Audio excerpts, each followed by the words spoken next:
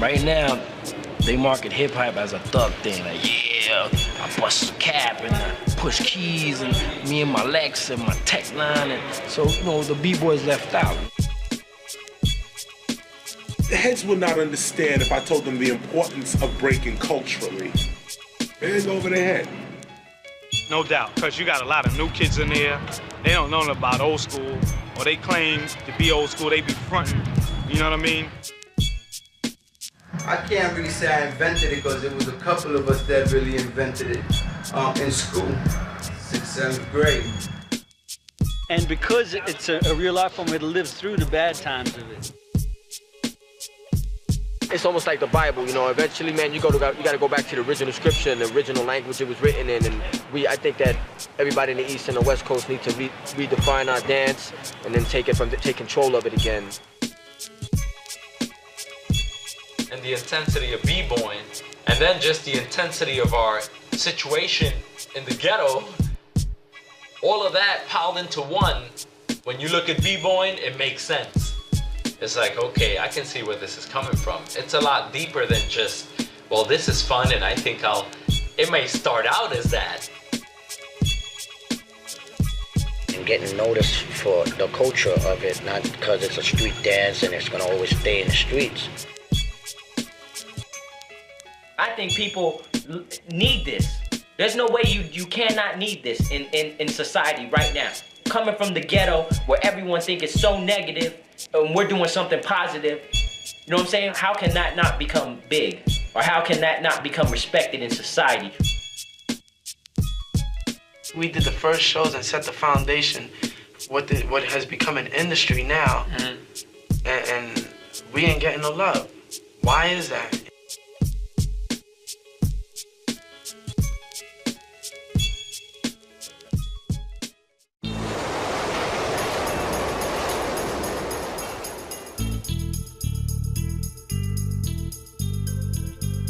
We were known as B-boys.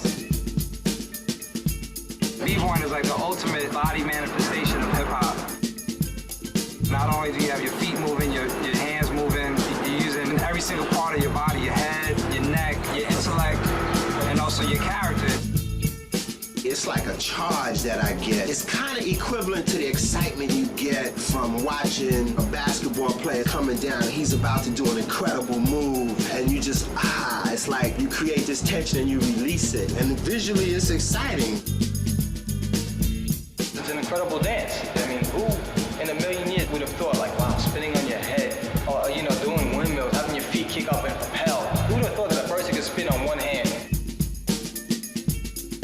It's not a trend. You cannot say it's a trend anymore. It's a legitimate art form. You can't just do it 2 hours a day and, okay, I'll do it when I go to the gym. We used to eat, piss, shit, drink, think, b-boying. Whenever you heard Sex Machine, Just Begun, Apache, for any real b-boy, they would feel it in their body and it would just make you dance, even if you didn't feel like dancing. To me, it's about music, and it's about what music does to people. Music is what makes me develop my styles and my moves. The record that comes on makes me feel a certain way, and that's the way I feel when I dance.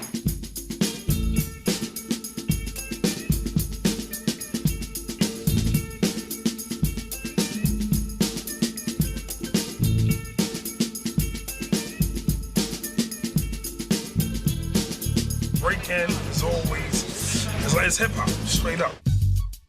Hip-hop is the name of our creative intelligence. Hip-hop is a culture that started in the boogie down Bronx. Hip-hops are different elements dealing with music, rap, graffiti art, B-boys, what you call break boys, or B-girls, what you call break girls, and also dealing with culture and a whole movement dealing with knowledge, wisdom, and understanding, as well as peace, unity, love, and fun. Hip-hop is beautiful to me because it always challenges America's notion of what they believe young, disenfranchised people to be. Like these people, us, who was supposed to be like just the bottom of society, not know anything, not have like one good idea, come up with like breaking. I think it really started out of a few brothers or sisters that just didn't care what people thought, you know, just responded to these breaks. Kids with no money, living in the ghetto, living in urban environments, living in the projects, creating a multi-billion-dollar industry.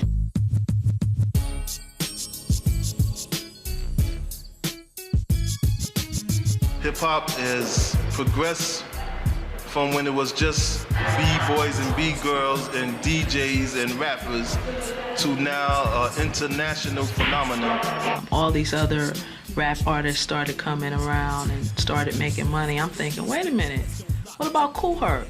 He was the one who started this whole thing. Kool Herc is the godfather of hip-hop. When we say of hip-hop, we mean the whole rim of things, because he did graffiti, he brought the music, and his crew did the dancing. So when they say he's the godfather of hip-hop, they actually mean he's the godfather of hip-hop. Definitely is. When Kool Herc gave a party, everybody be there.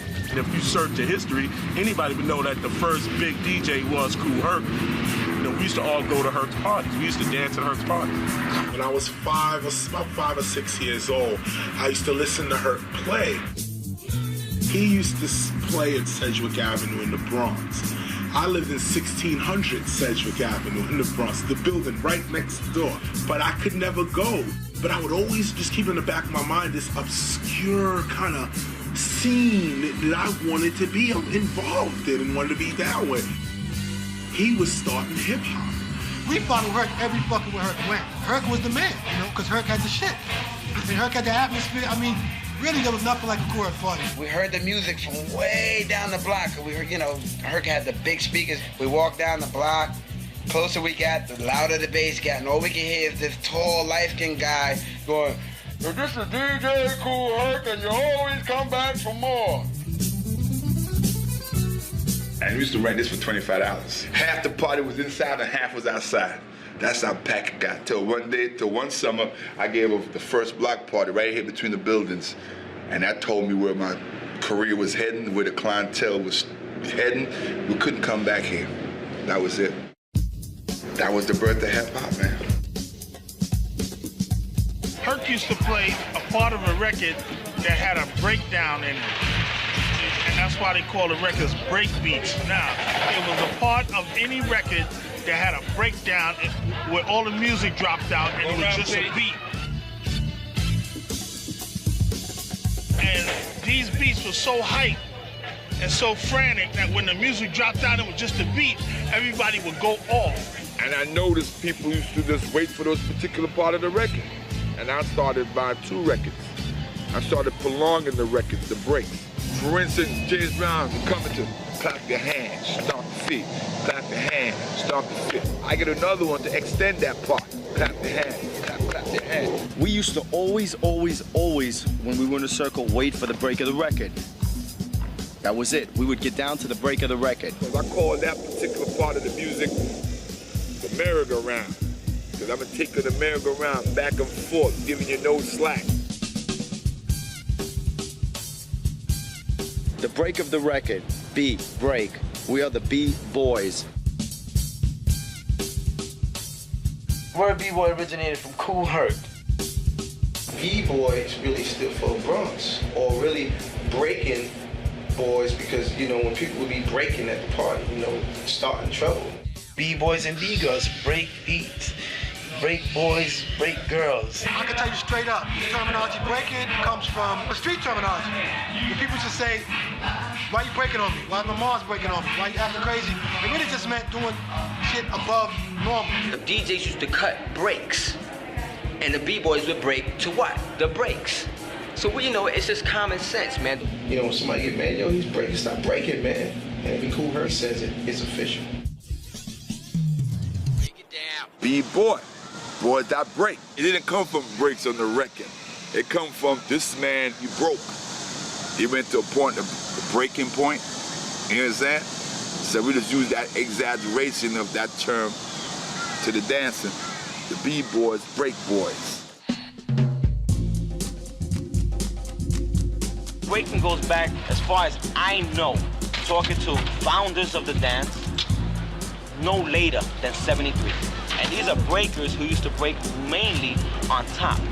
It was like a whole new movement, just like a spontaneous thing that just happened in the party. Certain styles of dances came out that you knew was the new dance and you did it. But with breaking, burning, and going off, other people that liked it would adapt it, and that became like that agenda. You knew how to do it. You just come in, you do your little posturing and posing, and and then you go down, and then like if you're doing a good move, then people will gather around. So then you got a little circle, and somebody might get in there and challenge you. All back here was lit up with music. And this is where a lot of them start dancing at. Put a speaker right out here. Everybody having fun. Come there. all that crazy stuff. Because you see all this shit come together. Then you got people like the Nigga Twins, all of a sudden they going down to the floor. It was one of the brothers that used to be down with Kool Herc, and he had like a little spin move where he would like do that little spin move. And that was actually the first time I ever seen somebody, go down on the floor. We saw people dancing and we wanted to dance. And it's just that our style of dancing was not like anybody else's. Funny thing was the Nigga Twins used to always have straws in their mouth. The Nigga Twins used to come in with cigars and trench coats. And they used to come in and split the place up and act like Groucho Marx. And they used to walk in with the cigars and then meet up in the middle. When we used to go down on the floor, we didn't get dirty. And we didn't dance on linoleum. We didn't dance on cardboards. We danced on the cement. That was the real B-boys from back in the days, you know what I'm saying? Original top rock isn't the top rock that they do now. It goes like this. That was the original top rock. It wasn't like this. You know what I mean? And there was an Indian step that looked like this. Our up rock was straight up B-boy up rock, like, yeah, like straight up B-boy. B-boying on the floor didn't come out to like maybe the ending of 74, 75, where people actually started going down and breaking on the floor. I don't know who did it, but eventually somebody went down and stayed down. So from up rocking, I brought it to the floor, That's why I was so good, because from there on, it just kept going. Bruce and them brought it out to the Bronx River. Before you know it, there was Zulu Kings. Word up. It was really a combination of sweeps, CCs, which is the side-to-side movements when you're facing front, and steps like the Russian, which look exactly like a Russian. You cross your arms and you kick front. The steps were a lot more basic, and it looked a lot more. If there's a B-boy out there that I would compare old style to, the real old style is Frosty Freeze. When you see Frosty in like Flash Dance and old footage of him, and sometimes he still does it today, when you see his footwork, it doesn't look complete. That looked more like what the original B-boys looked like back in the days. They used to do a style that I hardly see anyone do, which is more like jerky type of, it wasn't like a six-step, this is how it goes. It was a little more sporadic and wild spirit, like boom, freezing, blah, blah, you know what I'm saying? And then with the godfather of hip-hop, myself, Africa Bambaataa, you had what you call the Zulu Kings. I grew up watching more like the Zulu Kings, Beaver. Beaver was like the biggest name in b-boying, period. I mean, you couldn't find nobody better than Beaver until Spy came along and blasted him with Track 2 and the brothers. Everything, all the breaking and stuff like that was considered underground. And so Kool Herc brought everything out into the open. And that was like, say, 74, 75. All the underground stuff, all the in-house, all the hallway dances, and all the house party dances were brought out to the street. And the more they took it to the street, the more nationalities got involved in it. It was no longer an Afro-American thing. The Hispanic took to the dance.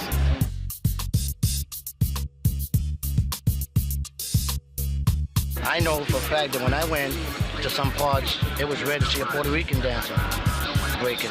And when they did, it was like, oh shit, check out the Puerto Rican b-boy, A lot of people used to call it like, like the Latinos, Moreno means black, they be like, yo, that's that Moreno style, and that's the original style of b-boying.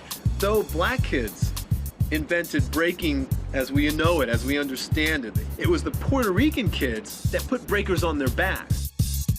Batch is one of the first Hispanic breakers ever. Don't forget, I'm 35 years old, right? Salso was the crew where basically we all came out of. The first all Hispanic breaking crew. After Salso, Batch started up the TBB crew, and they were a big crew. We was one of the best breakdancing crews out there. And I believe that, you know, up to today's date, if I would have kept going to jail, you know, and a lot of my people getting killed and going to jail as well, we could have probably been one of the big industries today out here making money. Swipes in the air that you see legs do, that was originated by my partner Spy, who I consider the best breaker I have ever seen break. That's undisputable.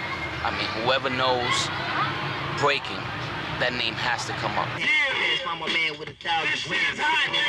He's one of the first B-boys ever, and he was known as the man with 1,000 moves, and his name is Spy. So I want to bring him up here so y'all can see what he. Come up here, man. Spy was a legend to me because he was already called the man with 1,000 moves. I used to always go to mom and pop's social club or nightclub, whatever you want to call it. It was a basement, really, on Crotona Avenue, and I used to go there a lot to try to see Spy. And then one day I saw Spy there, and I saw him. I'll never forget. He had this red hat on, and his afro was just like poofing right out the side. His hat was to the side, just like this.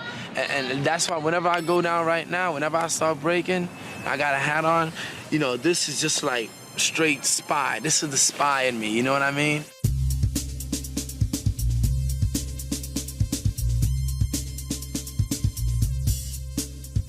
When they would tell me stories about Spy, I would look in the sky and be like, trying to picture myself with it, trying to put myself there, you know, like in the gymnasium, in the church. And when I saw him break, I was like, wow, you know. It's just like this energy around a person, you know what I'm saying? There's an energy around people that, you know, the stories are the stories. There's a reason why they're being said. There was an energy around him. He was mad clean and mad smooth. It was just like he didn't have to do anything really incredible. He did whatever he did, it looked sweet. Track 2 was like little ladies' man back then. You know, Track 2, at one point they said he was the best. JoJo and them used to be off the hook, for real. They used to be like traveling. They was like gypsies in a way, because they used to find out wherever they jamming at, go there, and whoever was dancing over there, they would knock them off, for real. Them boys were just so incredible. They were like stars coming out. These brothers would come out dressed, you know, not like bums like a B-boy was. Usually all bummy dressed. These guys would be dressed nice, and boom, they'd come out and they were like stars. Yo, there goes JoJo, there goes Spy, there goes Jimmy D. There goes Ollie, there's Track 2 right there with his big old track nameplate. Those are the brothers that made up the moves. All the moves that you see nowadays come from the root of those people.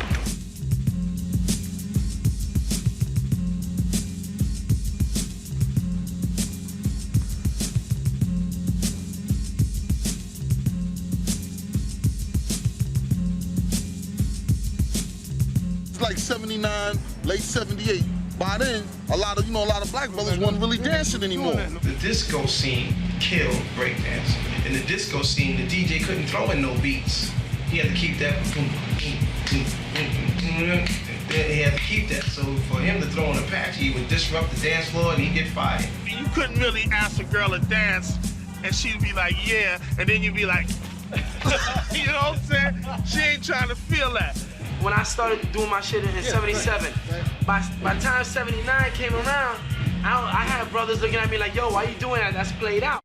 I used to hustle, and I used to practice by myself because I didn't dare cut in with the girls, thinking that a girl might be, oh, who's you, you know? So I used to just take to the floor, and I took all my aggression.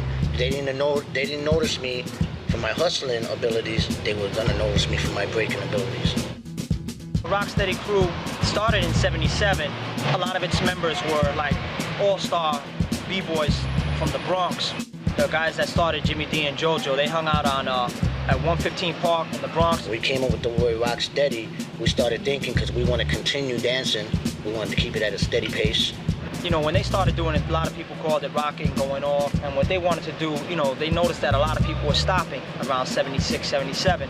And, you know, they wanted to keep it going on, you know what I'm saying? They wanted to keep the rock steady. And when they started getting too old for it and it started dying down with them, they passed it along to Legs. In 79, I moved to Manhattan. 1979, a lot of B-boys were locked down. They're doing stick-ups, whatever, murders, or went away to Job Corps, or just got regular jobs. Retirement age for a B-boy back then was like 16, 17 years old. When I moved to Manhattan, I used to always try to come back to the Bronx and go to the jams, do whatever I can to get back on the weekends, stay over on Cortona Avenue. Between the summer of 76 and 77, me and my friends, we had a crew called the Rock City Crew. And then like around 79, the dance started fading out. I still kept on, but the only time I would go down is if I seen somebody else. And then my cousin Ty Fly, he introduced me to Ken Swift and his crew called the Young City Boys. My crew, we were just like mischievous. We used to do things like go and throw, down the alley, there's a precinct right straight there. We used to throw eggs at the police and run. They were like, 3 or 4 years younger than me, so I looked like the big kid of them. But, I told them anytime y'all have any battles coming up, I'll take your side. I got down Rocksteady when I battled Legs, and then a lot of my crew got down Rocksteady. And Mr. Freeze was part of Rocksteady in the Bronx already. The only white boy I knew that was a B-boy was Mr. Freeze. He was the only white boy, the first white boy in the Bronx with juice. He could go in any black Puerto Rican neighborhood and walk through and say, I'm Mr. Freeze, Rocksteady crew. He was like, oh, yo, you're cool, man. Me and my cousin Lenny Lamb, we were traveling all over the place, battling people, and then just like start hanging out with them. When you hang out with those people, they might know someone that might be breaking in another area. Like, all right, cool, let's go over there. I want to battle them. It's like the martial arts films where it's like, yeah, I heard your style is good, but mine is better. And you go there and you test their style. And that was my way of recruiting. Our crew was called Rock City Rockers, man, from the 173rd Street area. We were battling, we would do it for fun, because there were really nobody in our area that we, that were really involved until we met up with a guy called Crazy Legs. I was like, oh man, yeah, I want to adapt that style, man. That's why my name is Little Crazy Legs. That's basically how I met everyone else that ended up being in Rocksteady. I met up with Frosty Freeze. He knew people. Take One knew people. Ken Swift, Mr. Wiggles. Then you had my peeps from Cortona, Toxic, A1. We just had like 500 members of Rocksteady. Johnny J is my name. Yeah? Frosty Freeze, please. Ripski, please.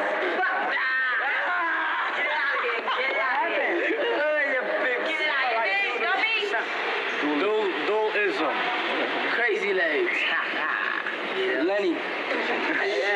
Never go skiing. Can again. Roski. Mr. Freeze. Top block can't be stopped. One of the first times I met Rocksteady and we did something together, Henry Chalfant, legendary graffiti photographer, documentarian, got together with the Rocksteady crew, because so many graffiti artists used to come to Henry's studio to look at his photos of the trains, that he began to realize that a lot of these guys were also breakdancers. Hence, they were the Rocksteady crew. Henry knew me, he knew a bunch of other heads, and he said, listen, I wanted to put together like a show. And they projected the slides up of the graffiti while a Rocksteady crew danced, and I rapped, and the DJ was cutting it up. And that was reviewed in the Village Voice. The Village Voice wrote a big article on that.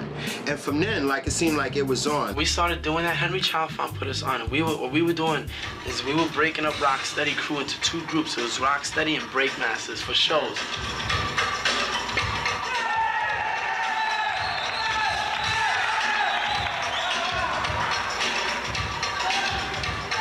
Just battle each other, but it got to a point where like, yo, forget this, let's make it interesting. And we were hooked up with a show at Lincoln Center. Henry Chalfant again hooked us up with that show. And it was like, yo, let's see, let's battle dynamic in a neutral ground now in Lincoln Center, Manhattan, boom.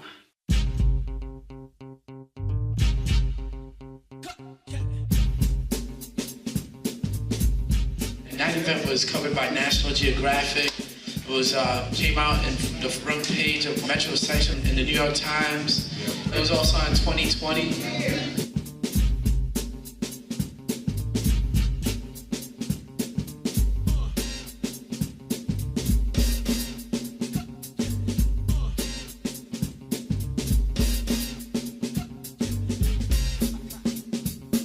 They showed it on Channel 7, ABC News.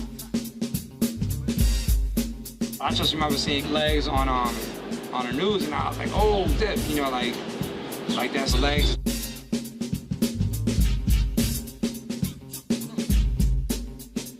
And at the end of the battle, they were like, who won the battle? All you heard was rock steady, like in the middle of Lincoln Center.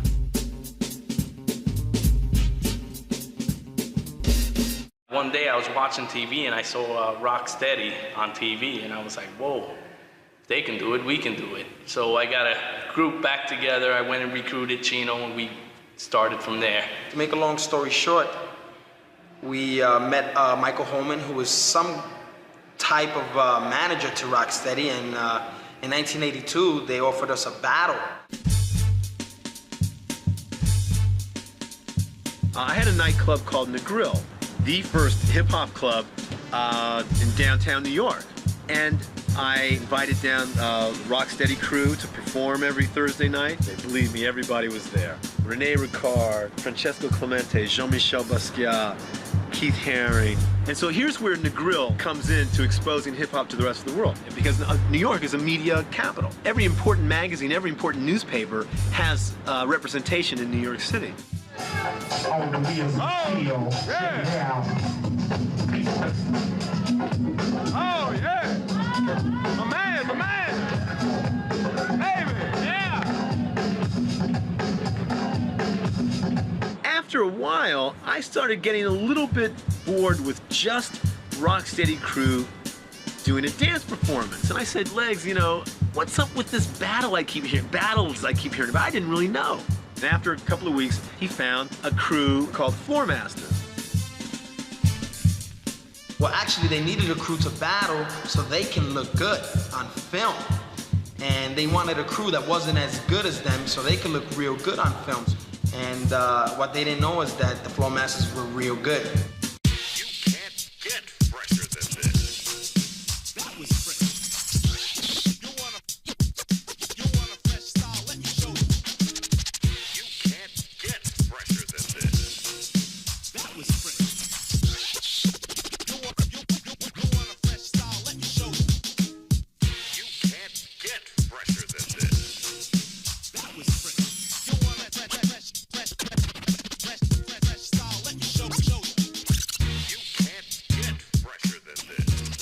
And when Floor Masters came down to perform, a light turned on in my head. Because what I saw was breakers who may not have been as good as Rocksteady crew in the finesse and style end of breaking. What they lacked in that, they more than made up for in the athleticism of breaking. They spun longer, faster, and harder. And I thought, that's what I want to do. I want a crew that's an athletic like crew. That's a crew that would eventually find its way into the Olympics. Michael Holman saw something that he felt like, wow, this is a real good thing. And, they changed the name from Floor Masters to New York City Breakers. A lot of people think that if you're from New York and you're from the Bronx, that you know good. But we're from the Bronx, and we out here to show everybody that we're good. That the Bronx doesn't just got bums and ghettos, but it got something good too. Because we're the freshest kids out there. I had embarked with Charlie Ahern to make the first hip-hop movie, Wild Style. My main intent with Wild Style was to show that breakdancing, graffiti, and rap were one. It was connected. Nobody has seen these forms as being a part of each other. I sought to make this film to bring all these forms together in one format so people could see like how they interrelated.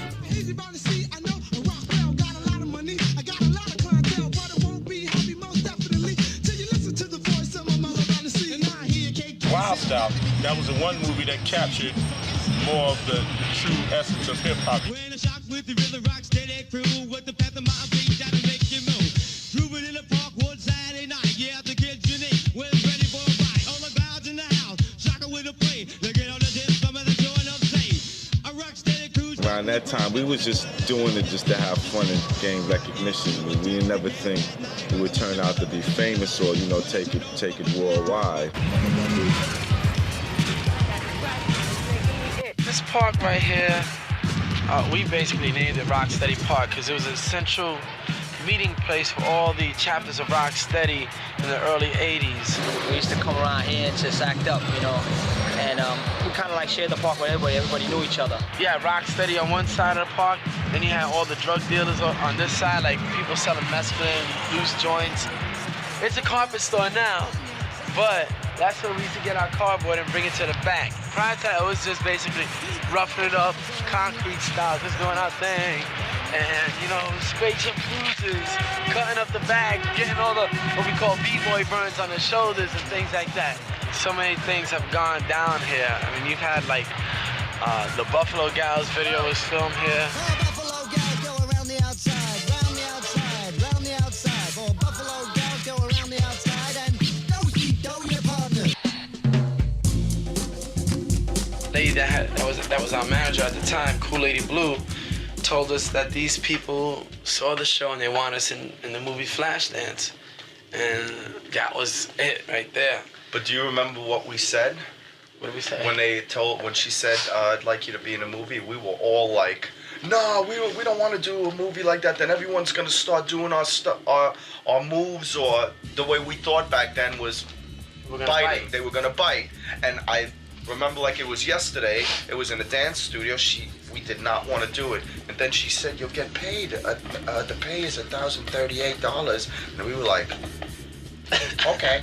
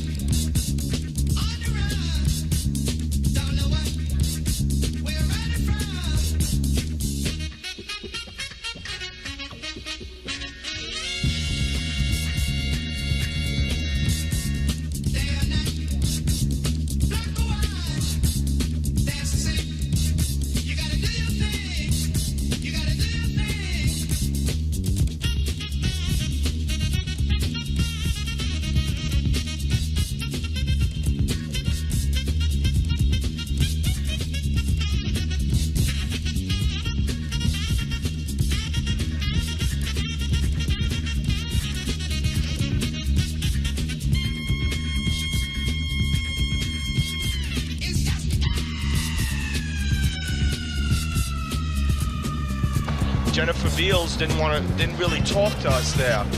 But after the premiere on Broadway in New York, when they saw the response, the public and the press on how crazy they went when the world first saw b-boying was through us. I mean, during the scene, the actual scene, people were going out of their minds besides chills going through our bodies. We couldn't believe it. We were like, holy shit, we're on this screen.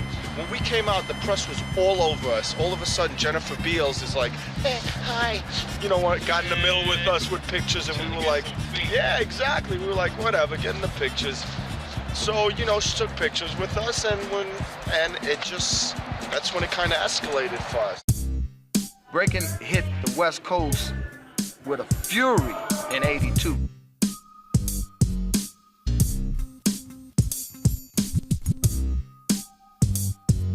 When it came out here, it originated really from Flashdance. When that came out, it just spread it. Right from that little scene, just that one scene. And everyone started doing it. Maybe 13, 14 years old, I picked up on it quick, like everyone else. They saw it for the first time, and people just knew it was part of them. So I found a couple of other brothers that felt the same way.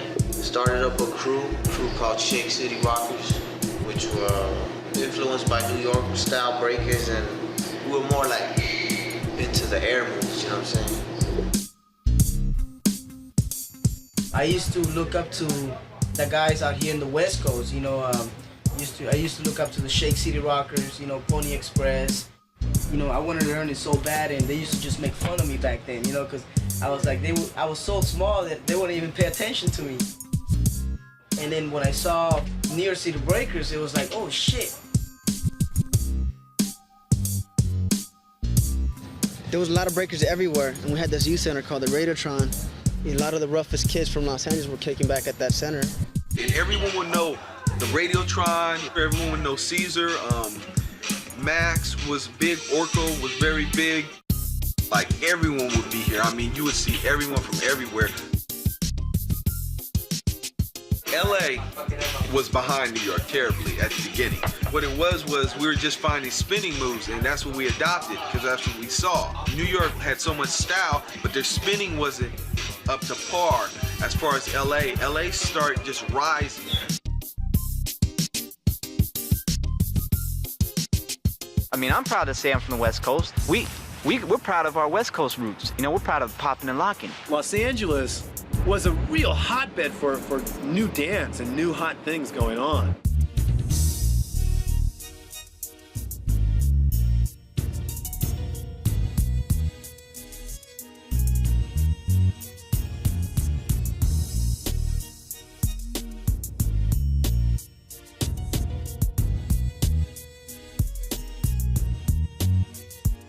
Locking is the very first professional street dance. Locking was created by Don Camelot Campbell sometime in the late 60s. He was trying to learn how to do the funky chicken. He was like a real wallflower, right?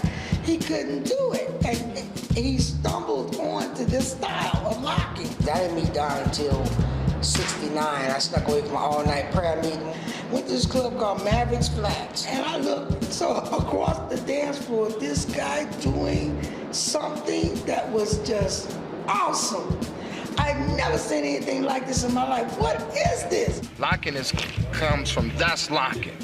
This is Uncle Sam Point. Everything in locking has a name. Knee drops, Uncle Sam points, locking, wrist rolls, playing with the hat, all of that has a name. Locking was a lifestyle. You wore certain type of clothes. You walked a certain way. You didn't look in locking. You looked, or you didn't point in locking. You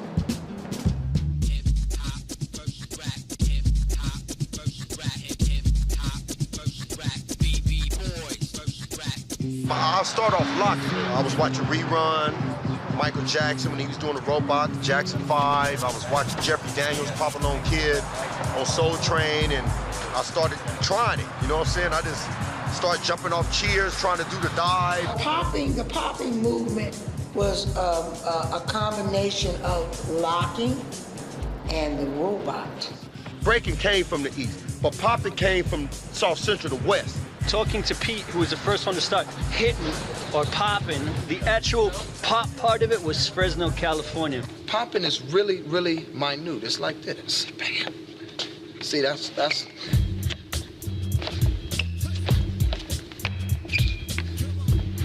Popping is like, this is popping. This is popping, so you know.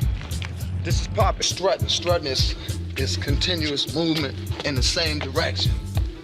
And then it's ticking. And then hitting is this. When I hit, it reminds me of like a gangster perspective from where I come from. So when I'm hitting like I'm getting ready to fire on you. You know what I'm saying? My hits come from the hood, you know? It didn't come from me, it came from the hood because I had that gangster vibe, you know? Real niggas wanted to see real niggas hit.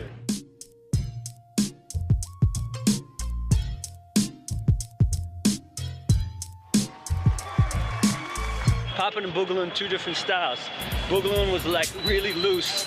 So if I'm popping here, then I'm hitting, I can hit, and then I can boogaloo at the same time and move, you know what I'm saying? So boogalooing is like, when you're moving the body, you're turning, your head going, your body going another way. Pete told me that his influences in that, besides seeing his brother, was from San Francisco. There was a group called Demons of the Mind, Close Encounters of the Funkiest Kind. Two different groups, and they used to perform at the San Francisco Pier.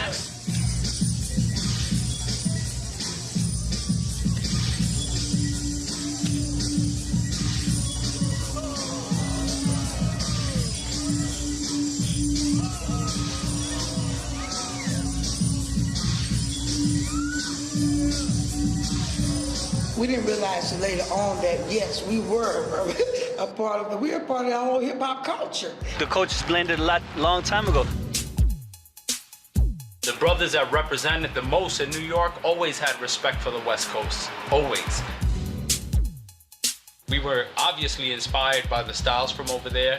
I mean, we were really far apart, man. And to have both of these dancers come from two distant places like that, and then come together, man, that was like, man, incredible.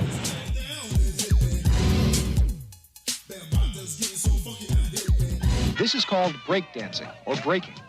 Like rapping, it's a competitive display of style. Dance as a form of ritual warfare. After the initial splash of breakdancing, it became a phenomenon. And it was all about breakdancing, at least as far as the media was concerned. As soon as the man with the money said, hey, we can make money off of this here, that's when it blew up. That's when it really blew up. When they came out with those books, place your right foot perpendicular to your left ankle. This guy was selling cardboard. He had a company making cardboard boxes that you carry with you and open up that says the Oz Rock. When you got on the train, there would be kids breaking. When you went to the city, it'd be just people breaking. It was all over the place. Guys falling out of the closets, coming from the cars, looking around. I mean, hanging from the ceiling, popping in. I mean, it was everywhere. I was like, damn, oh, damn. That's when the Olympics came. What, 4 billion people saw the Olympics? We are the pioneers of taking breakdancing mainstream. Ladies and gentlemen, homeboys, homegirls, the New York City Breaker. We, the New York City Breakers, we certainly commercialized it more than any other crew did. We got it onto big shows and in advertisements. Probably culminating with this big television show that Ronald Reagan was at. It was some big presidential performance, and they had breakdancers perform on national TV, and it was like, what is going on? And breakdancing just spread so wide. I mean, they had cardboards on every street corner.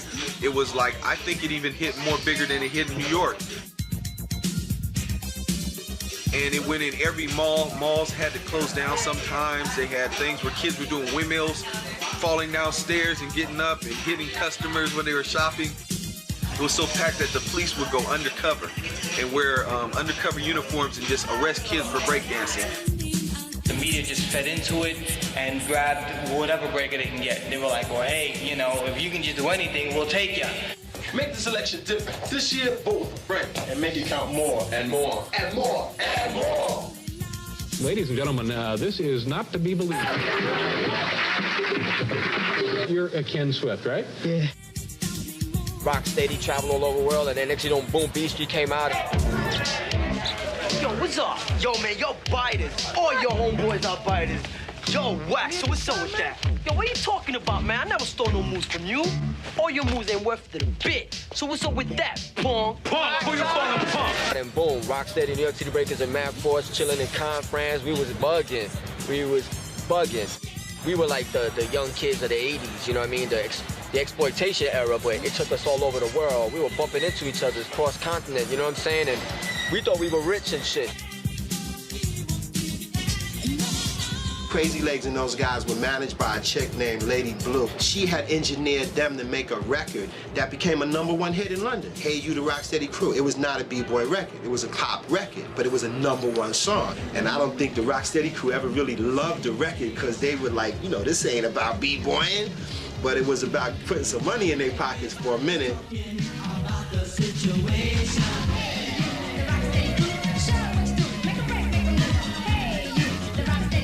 I started breakdancing with my friend Donovan and Mike, and we actually had a lot of those black people and Samoans, and we used to all come to my house, and my mom would wake up in the morning, there'd be like a gang of Samoans from like Carson City, hardcore, and she'd be like, what the fuck is going on here? I'm like, Mom, teach me how to spin on my head. A lot of people, unfortunately, took it as a fad,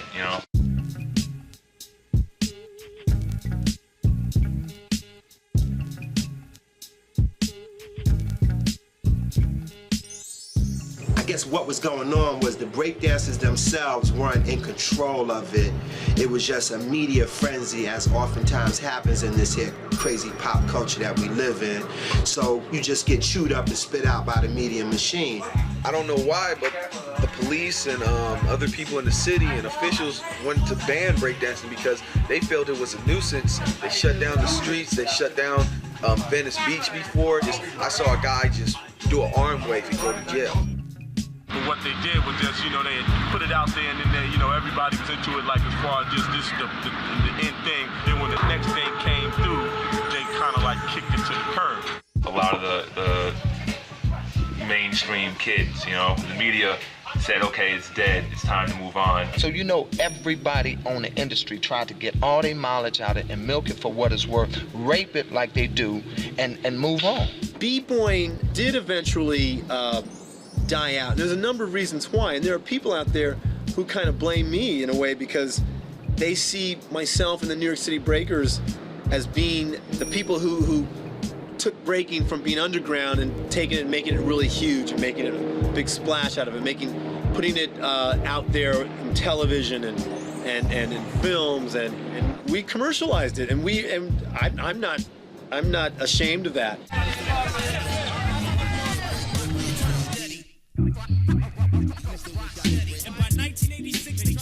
Here we were, 1 minute we were in the limelight. Everything was straight. Traveling all around the world, walk up to a club, hey, come on in, club. You help build as far as reputation, and next thing you know, it's like, go to the back of the line, boom. How do you really nurture someone for this industry? And prepare them for what can happen, especially someone coming from the ghetto, and all you see is like money. From that to having loot in your pocket, renting OJs out, getting all your boys high, and having honeys, and to next thing, just like having the rug pulled under you. Yo, I went through the ill identity crisis. When we were dancing and one of the guys, Matt, he got killed in a motorcycle accident. It's like from then, it's like everything just started falling apart. Yeah, that we didn't get any more gigs. That kind of brought us bad luck. Yeah, it kind of brought us bad luck. We didn't get any gigs, and we just kind of lost it from there. We stopped dancing. Toward the end of '84, like a lot of crews broke up, including Rocksteady's and New York City Breakers and Dynamics. And I think it should have never went above ground. I don't think it was made for commercialism. I think it was designed by God to spread love between the communities. There's a lot of kids that have so much energy, creative energy, you don't know what to do with it. We were doing wild things, man, but the longer I was on the cardboard, it just kept me occupied. You were too tired to fight because you've been popping and breaking all night. You were too busy learning how to windmill than to rob and steal. Because the idle hand is a devil's workshop. So if you had so much to do, you ain't never had time to go out and do the wrong. Imagine somebody took me and showed me how to wear a bandana, a rag or something to claim a color. I would have put the same energy into gangbanging as I did in the b-boying. Our aggression was breakdancing, was b-boying towards another crew. Because before that came, there was gangs. NWA, they came out with their versions of rap.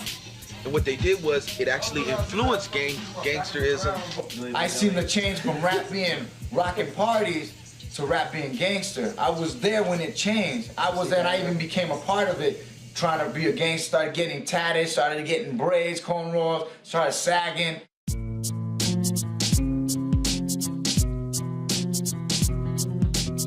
I was like so disappointed with just like everything that was going on in my life with, Rocksteady crew.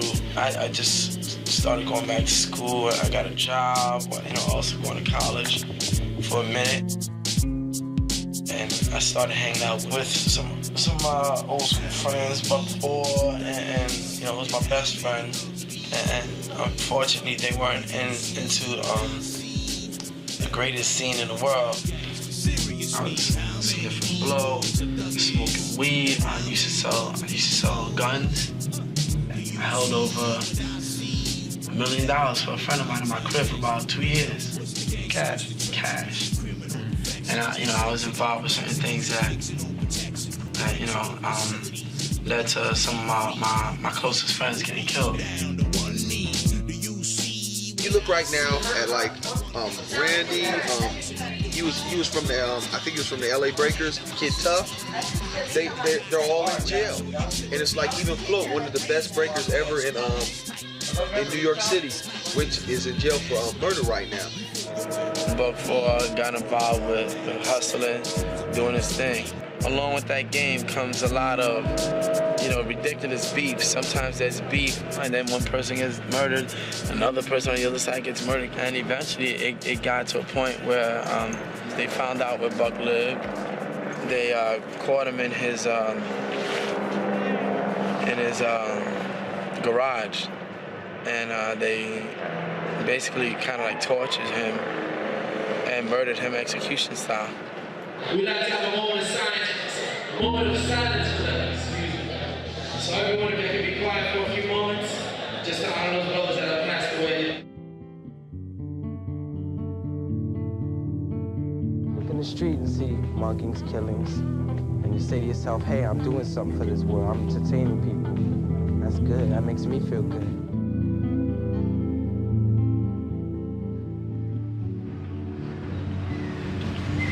Thank you. Now, there are a lot of people from the old school that aren't here right now. My first moment of silence goes out to Kid Tough from the Dominoes. Kid Tough got to the point where he was one of the best on the West Coast. I mean, one of the best. He got caught up. He ended up doing time. He got back out. He was going to start breaking. I talked to him 2 days right before it happened, and he was killed. They took breaking away from us. Gang banging and dope dealing came in. I know everybody from here know what that means. Want to be a gangster, want to be a thug aspect. Don't get too caught up in that. Always understand that this is entertainment, You don't see Robert De Niro trying to kill Al Pacino, you know what I'm saying, or Joe Pesci. Them is actors, you dig it? Just like all these rappers is basically actors. Let's be for real here. I know.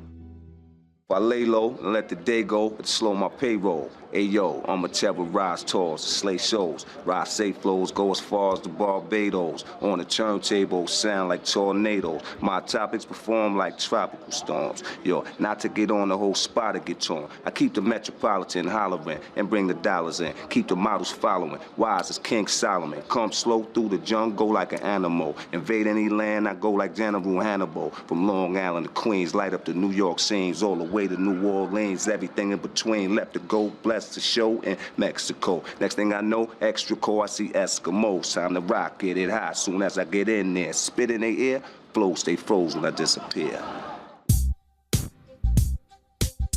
You can go up to a businessman and say, in '85, you ever heard of breakdancing? Yeah. You ever heard of rapping? You mean rapping a gift? All of a sudden, just died out. Rapping took over and shit. The dancing was really what catapulted rap music into like the media's eye. And it was really the media grabbing these b-boys and saying, hey, let's take these kids on tour, let's do shows, and hey, we want to bring these rap artists. Rap had product. It had something that it could sell. It had music, it had CDs, it had records, and it's something that one could take home. You can't take a breaker home with you. It lasted for a minute where you used to have dances for your stage show, but then after a while, it became more pop. So a lot of that phased out. I think the MCs and the rappers out there have not really recognized what how b-boying opened doors for them. When they say, yeah, I do hip-hop, it's like, but they're really trying to say is I rap. The thing that Run DMC represents is the thing that's going to not let people forget, us and KRS-One, of course, not forget about that time or that era where the whole culture of hip-hop was the music of hip-hop, which is rap, the dance of hip-hop, which was breaking, and the art of hip-hop, which was graffiti. Those things all were like 3 in 1, hand in hand.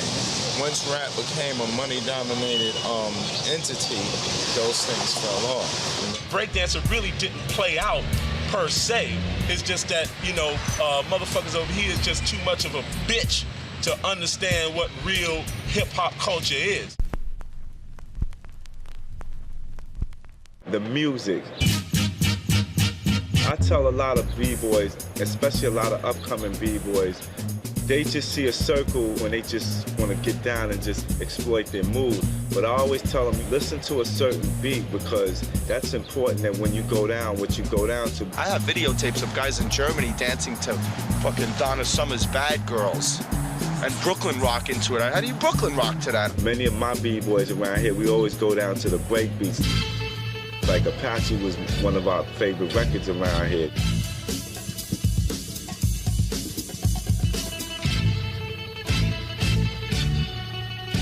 That's a B-boy anthem. That's just it. You throw on some James Brown or some Just Begun. You could be dressed in a tuxedo if you're a real B-boy, and you got, I don't care if it's a little bit of top rock, you're gonna do something. Well, all he had to do, man, was put that record on, man, that Just Begun joint.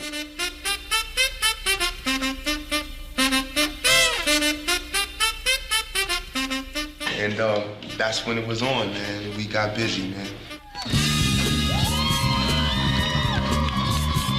R&B funk is the music that we dance to. If it was funky, we dance. Although we could dance to a waltz, okay? Planet Rock. That was the popping song. Yeah. It wasn't exactly the breaking song, was it? Because it didn't have that beat.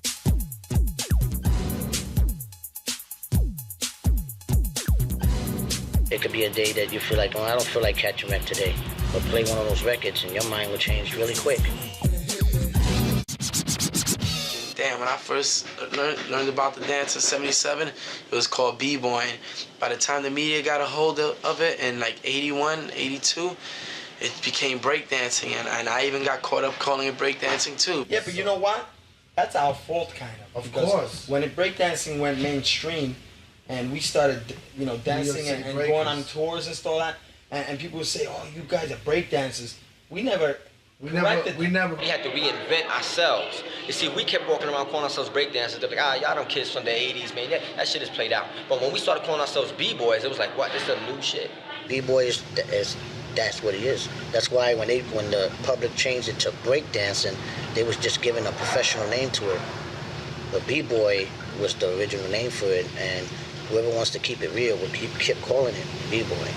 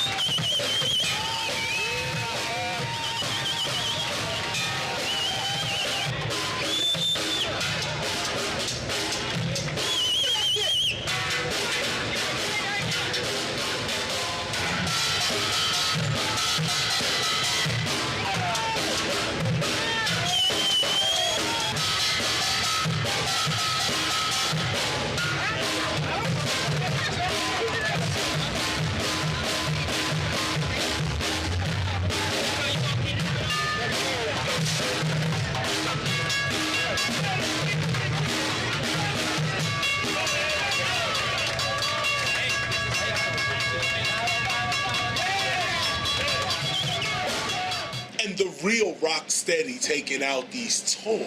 Yeah, no matter where you're from, no matter where you're from. Yeah, no matter where you're from, no matter where you're from. Everybody in the house. South Bronx. I used to watch Rocksteady in the park, even when I had records out, they were still in the parks and in the clubs. And in South Bronx, that's why I wrote, and the real Rocksteady taking out these toys. That's like Chris Boy, the real Rocksteady taking out these toys. We would go to clubs. We would hear like South Bronx by KRS-One. We would just start screaming South Bronx, South Bronx. Rocksteady became the image of all breakers everywhere, all serious breakers. That record means so much to me. KRS-One gave us a place that no one can, like historically. That everything springboarded from that.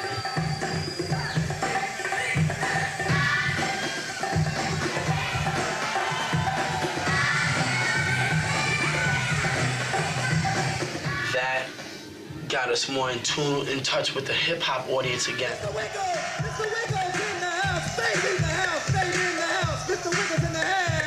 B-boy is dope. The original hip hop is dope. Just when you think like, you know, the dance is just fading away, kids somewhere else picks up on it. Every generation has its creativity and its energy to bring to the table. It's all good. You talk to some of them OGs who first started dancing back in the day, and you show them clips of what's going on now, they'll be like, man, I never thought it would have went to that.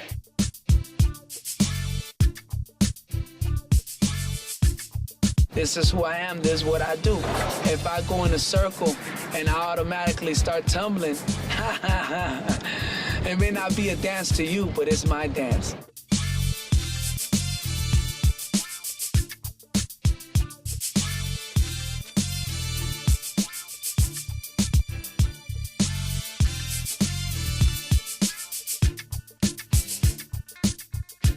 Now, brothers got rockets up their asses, man. These kids are doing some incredible shit.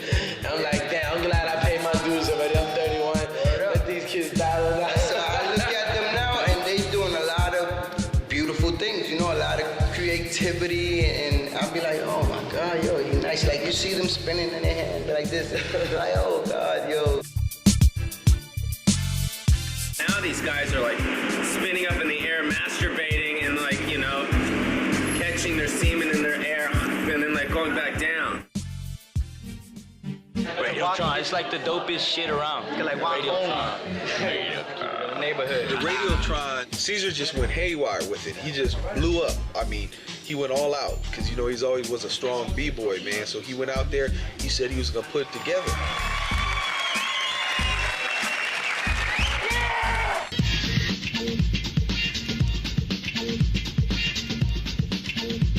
Me bringing Radiotron, I think I'm giving another outlet for the young generations to get down. You know what I'm saying?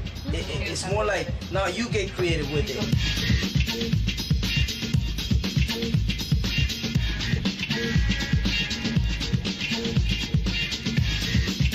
We the OGs were the ones who came out with a lot of the moves. I think that now it's our job as OGs to like maintain the movement how it really was back in the days and let the new generation take it to another level.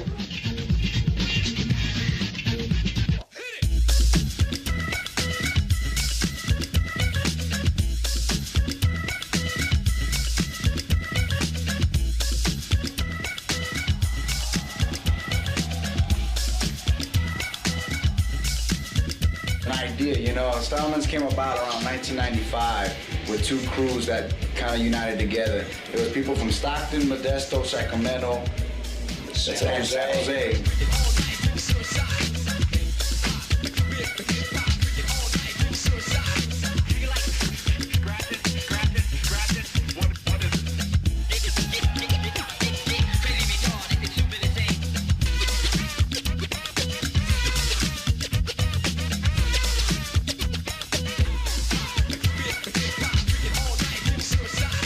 We know the background to this dance. I mean, I go and do research with the originals. I've been on tour with a lot of the originals from New York, you know what I'm saying, from the Bronx, where, you know, Wiggles, Ken Swift, you know what I'm saying, Fable. And I learn, because I'm a student, and I'm always going to be a student.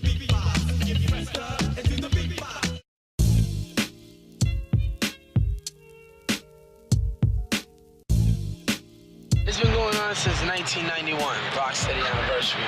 Buck 4 had passed away, right? Buck 4 was my best friend, so I wanted to keep his name alive, as well as Rashawn, Little Agar, Shy 147, all the members of Rocksteady that had passed away. When we had our first Rocksteady anniversary, you know, in the park, our first official outdoor, that really got me back into it.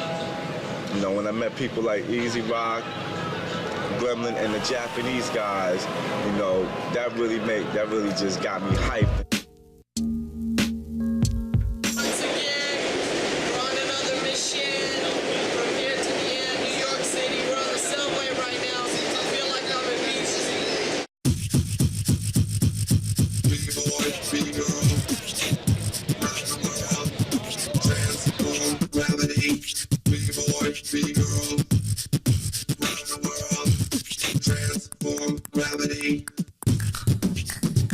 Black's anniversary, I just went to go pay respects to Mecca just to have fun. And then when I sat and listened to what they were saying, I understand more about myself, actually listening to what they were saying, why I had my mentality the way I did, why my drive inside was the way it was, what brought me to New York. I like what's going on now, and I hope that this can continue every year. I'll be here 90 years old. It's my turn. Move. You know?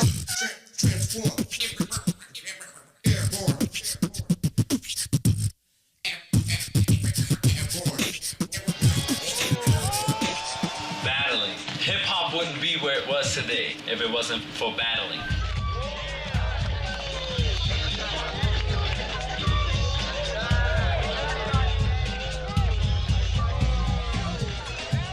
The whole thing was to burn your opponent.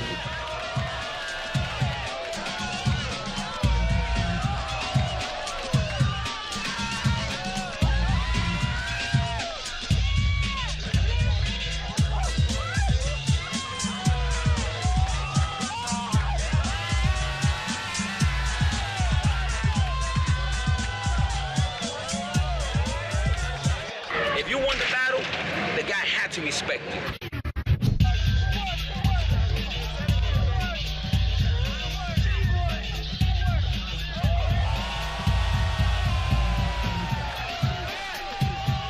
Battling aspect, money, that's what makes it fun. And it also helps the males to get off some of that testosterone, because if not, somebody might be hitting somebody else upside their head.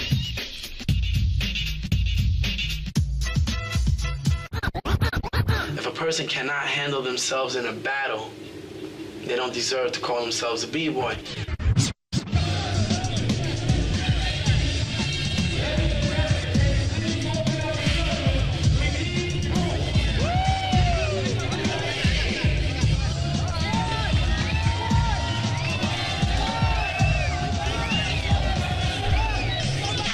That made the next guy better than the next and the next and the next and it became ridiculous.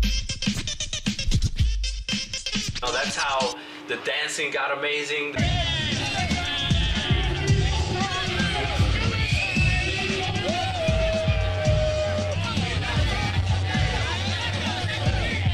Self-challenge, really. When you really look into it, it's a challenge of how well you're going to do under pressure.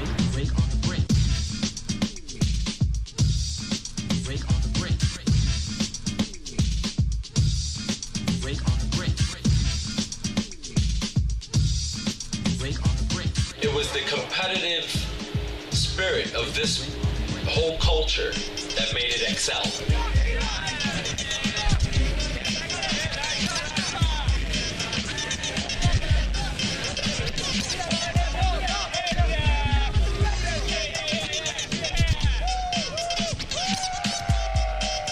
I'm everywhere. I'm at every jam. You won't be at a jam without seeing me.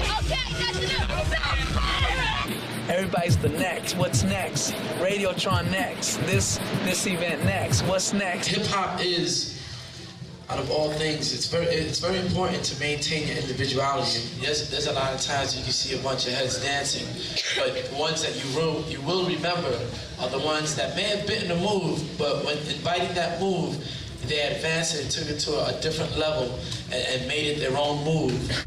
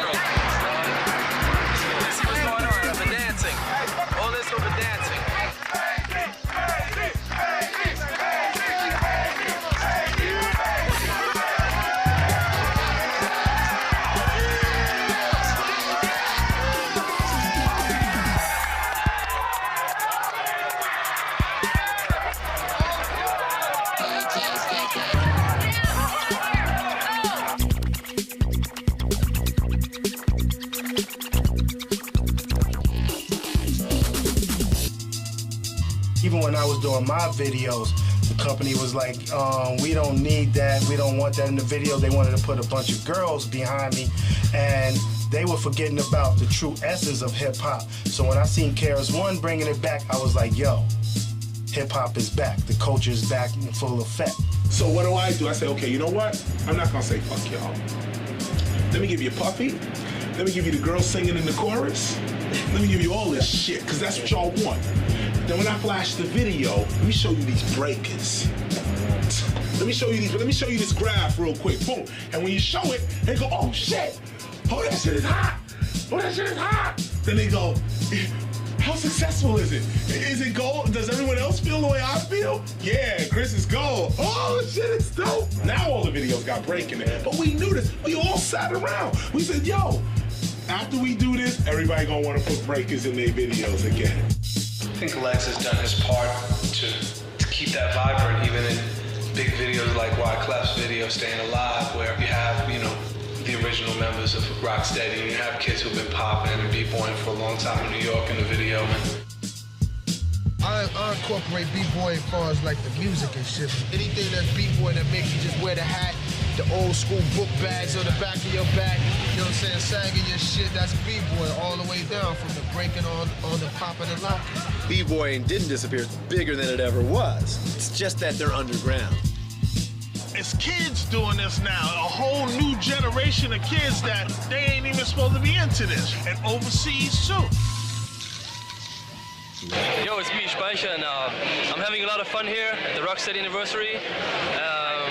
This is like very cool, but it's very different to Europe. The circles, they are different to Germany. Like in Germany, there's still a lot of gymnastics, and here they do more crowd-pleasing stuff, and I love that. When I go back to Germany, I would practice a lot of that crowd-pleasing stuff because it's so cool in the circle, and people here go yeah all the time.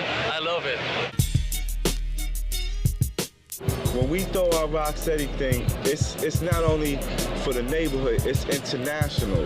You know, we have Paris breakers, people from London, Italy, even guys in Denmark. It just opens my eyes and like say, welcome to the family of B-boys. There's a meeting that happened in 1987. Africa Bambaataa had a roundtable discussion, and he said to all of us, he said, you know, the humanism in hip-hop and how it shouldn't remain a black thing, a Latino thing. This was Bam. He caught a lot of flack for saying that, and Bam was always, from day one, Zulu Nation was always about, come on, everybody come on in this, and it's not about race or color, it's about skill and ideology. Thus came the idea of starting a Zulu Nation that would start out first in the black and Latino community, but then become a worldwide community with many different nationalities, religions, and many truths.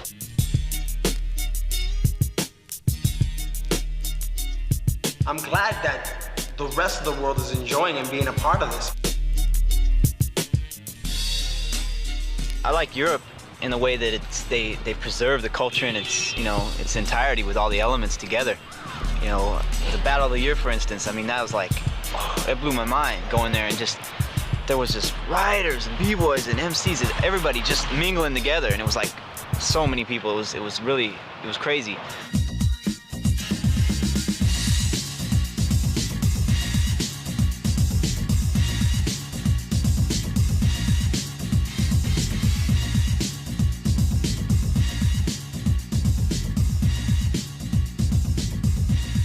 I met so many people. I met people from Japan, didn't know English, respected them because I danced. I didn't know people from London, England. I didn't know people from Switzerland. I met everybody in Germany. From even Indiana.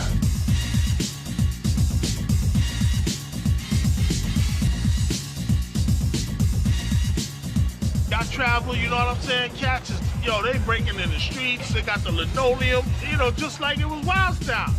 Like it was 1982. The last time I was in Japan, they had a breakdance competition. I mean, this shit was the real deal. Just incredible shit. I was just in England, in Folkestone, at a big hip-hop convention. Well, I was shocked when I saw there was 2 or 3 crews from Hungary alone. There were crews from Croatia. We go over to Germany, when we go over to Poland, when we go over to Japan, they here. You know what I'm saying? During our show, they break dancing and they doing it. You know, I meet people over there in Europe that say, yo, I'm flying in September for the Rocksteady reunion. There's 100 times more, 100 times more. If there were 3,000 kids b-boying back in the early 80s, there are 300,000 kids doing it now.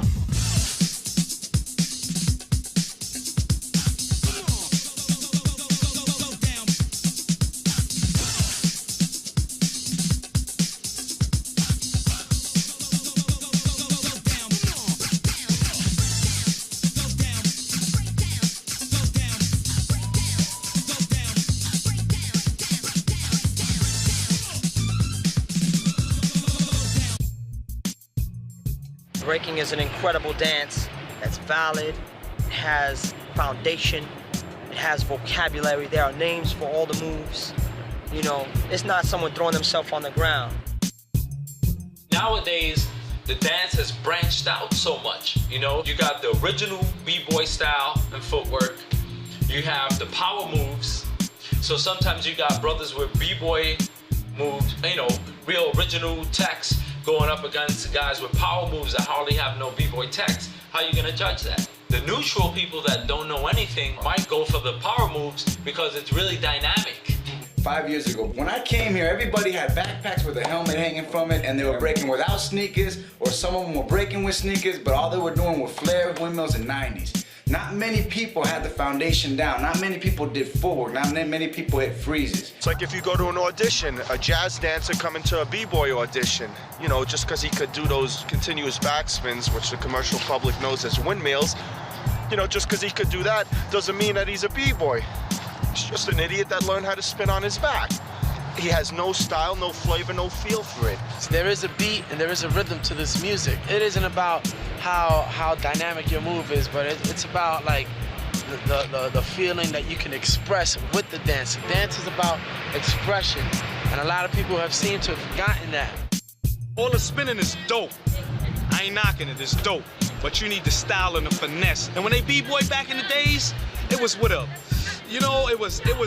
You could see it in their bones and their face. You could see it in their body. You got to get that charisma back in there. Now, as a b-boy that's still trying to be competitive, I think b-boying represents you trying to dig deep to find something that you haven't seen done, which is very hard. I mean, it's no difference from like Ken Swift or like Baryshnikov. You know, some things that I've seen a lot of these breakers do is just like, that is nuts. True dancers, whether you're from tap or ballet or modern or jazz, they look at it as an art form already. I mean, they see it and they're like, wow, I mean, that's incredible. I don't know one class nationwide in America that's not teaching street dance. At every formal dance studio, you read the list and I have street dance in there. I'm creating this brand new dance academy, the Debbie Allen Dance Academy. And I actually had a young man here teaching break dancing, specifically that, because it is unique unto itself. It is a technique like ballet, like African, like hip hop.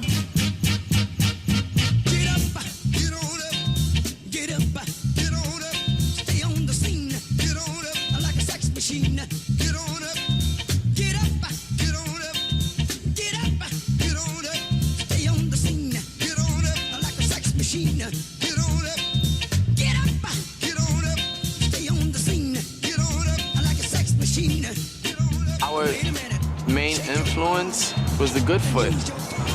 James Brown doesn't even know the effect that his music and style of dance had on people in the Bronx. He was probably inspired by people he saw, tap dancers. Them tappers back in the old days, them fools was like B-boys in a sense, you know what I mean? Man, them fools is dope, they didn't give a fuck. You want to be technical, Sammy Davis Jr. was a B-boy.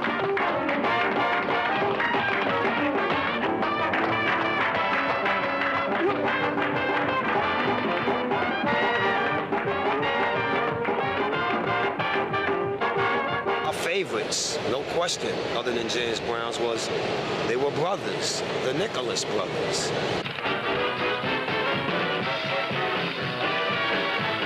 Some of it came from Lindy Hoppin.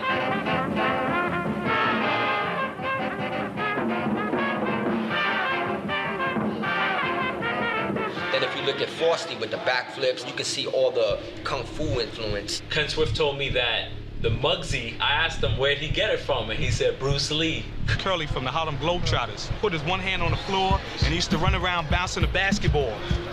I was into gymnastics. I used all my creativity and tried to focus it into the dance. Moves that were invented years before that we never saw, like the capoeira moves, somehow ended up in breaking. Capoeira is the art form of fight dance. Break dance is fight dance, is what it really is. We've never seen capoeira, just like they never saw us dance. It definitely didn't come from another country. It was made up in the Bronx. Not nobody really know. It's some old human thing. The feeling to want to get on the ground and spin and dance and really become one with the earth, with the ground. Imagine before concrete, you was breaking and spinning on earth.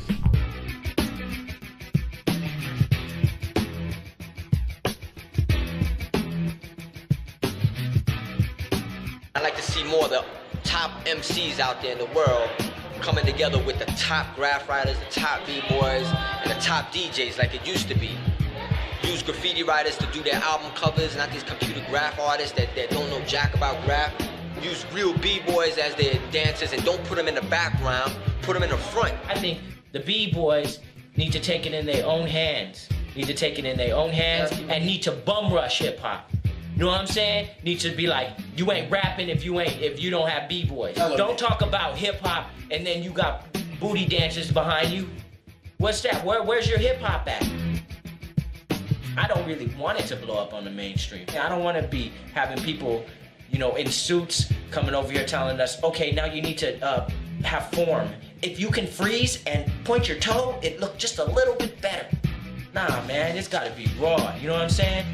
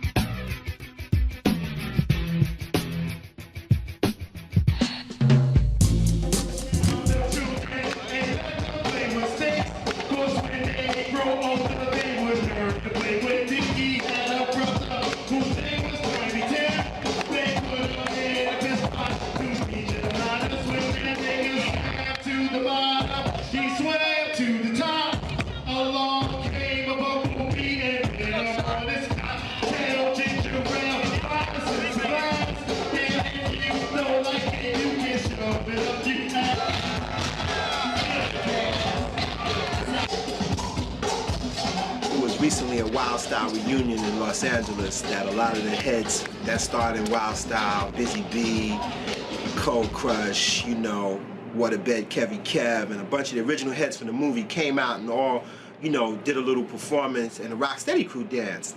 And when the Rocksteady crew went into the audience, it was surrounded by a lot of West Coast breakdancers, black, white, Latino kids from Los Angeles.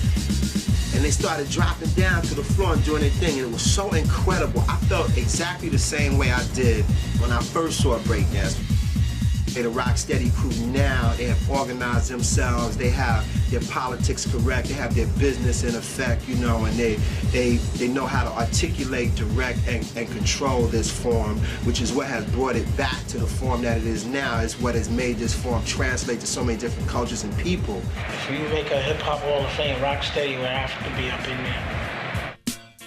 I'd definitely get him that honor if I could do it myself. I think that we need to let people know what's up, man.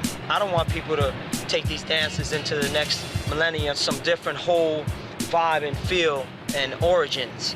I think that it's important to teach the people about where these dances came from and how people felt, so they can take it on to the next level with the respect for the blood, sweat, and years that a lot of breakers have put into to develop this whole foundation for these people to live off of now. All the b-boys all over the world, keep doing what you're doing because we're the past, you're the future, and we put it all together, it's the present. The cycle has begun. Styles always start once, they go out of style, and then all of a sudden, people get back to the root of things. Rocksteady's gonna keep going strong. I think I'm gonna be on the wheelchair saying, yes, I'm Rocksteady. Yeah, Crazy Legs, come on, let's get busy.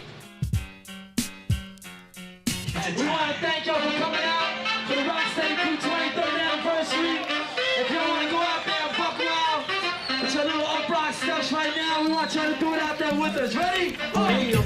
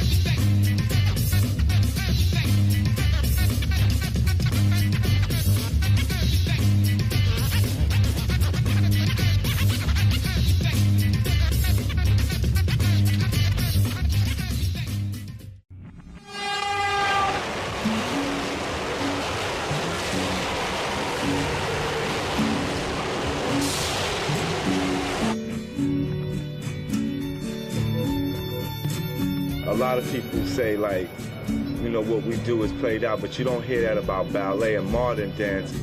If that was the case, we wouldn't still be doing this. Nobody would still be doing it. If it's recognized by the president and the National Grants Institution for Dance or whatever, they cannot recognize it for the rest of eternity. And as long as kids are still battling and still dancing, to me, that's what's important. We have to eliminate all of these labels and titles and stuff and just see it for what it is, man. We're all creating art in the ghettos, you know what I'm saying? And all over the world now. It's up to us, we're the younger generation, because we, right now, we are part of a movement. We are part of an underground, young culture movement. I mean, it's not a fad, it's something that you can't get rid of. I mean, it's always there, and it's always gonna be there. Off the top of the dome, just creating. B-boys, B-boy, anywhere you go, any planet in the universe, in the galaxy. I see it as such a part of the culture that those who want to really stay true to the culture, it's always gonna be breakdance. They don't stop the B-boys or the big girls. They say, whatever you throw at us, we gonna make our dance be known and we gonna invade your club. I knew it was gonna stay. I knew from the way it just all blew up from the music. You can never stop that. That's something that's in our blood, in our blood, in our blood.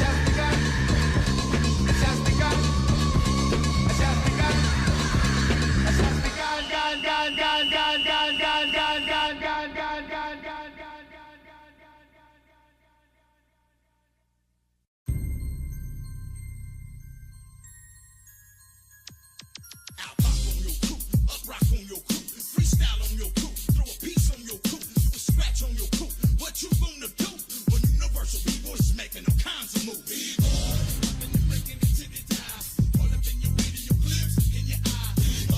Rapping and scratching it to the die, automatic fanatic, and the truth don't lie. Boxing and rapping it to the die, staying up all night just to get it right. Rapping and sucking it to the die, year 2G, and we still looking. Yo, check this out. Still remember December 81, where it first begun. Released the gang of bourbons and waited ton.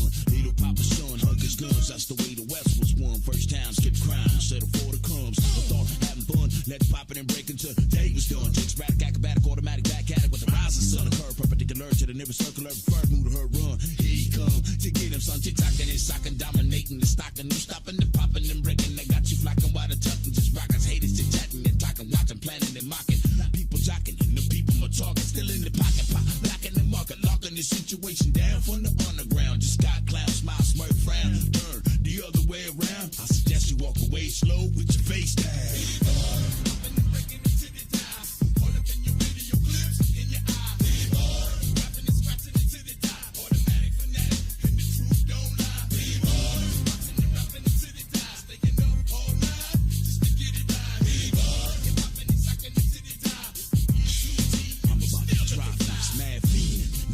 Which way I'm leaning till it started teaming and scheming like liquid demons. Having white human beings rehearsing and dispersing like semen. One predicament that you really wouldn't want to be in. Out of green, I'm seeing eye to eye. About to do without, don't be side, you really try. Pocket high, can afford the best buy. Pay on time to the battle cry. Can't lie, as I steady made a move for signs and realize you got to be wild to survive. Cause life was getting a piece of the pie. It's right when you're living a lie. Your eye just can't see. Cause poverty and tragedy is blind in reality. Was decent fatality. Eventually for those who were trying to achieve. Inspiration from the G.O.D. through my man VT for the poppin' MC. Mystery. Split your duality. Residing, riding line with the UBZ. Past the year 5G.